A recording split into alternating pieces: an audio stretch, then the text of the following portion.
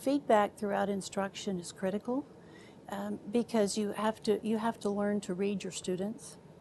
Once again, in an online class, sometimes you have to over communicate to be able to make sure that you're understanding where the students are in their knowledge, and what your job is to pick up from here to make sure that they thoroughly understand what it is they're supposed to be learning.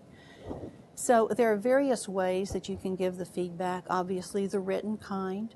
I know I'll use a lot of the audio type of feedback.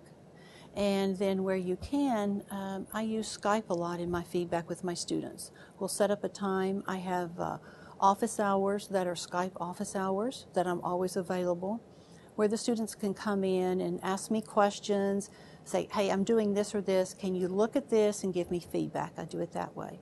Or it may just be through email. It depends on what your students' needs are, and the best way, what it comes down to, is the best way for your students to communicate. All different learners need different forms, and as the instructor, you kind of have to read that and determine how you can communicate that information best to them.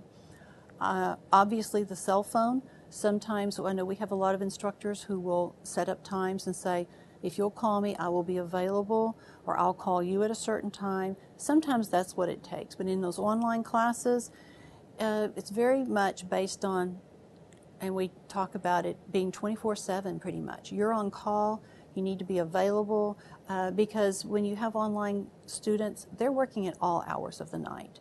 So obviously you're going to have to set some personal time aside, and it is an over-exaggeration to say it's 24/7, but it's more availability when you do a face-to-face type of a class. So the assessment is critical. And you have to understand that it's different when you individualize that feedback in an online class than it would be in a classroom. So you have to consider the different modes of communication and what you could use and what would be best to use with your various learners.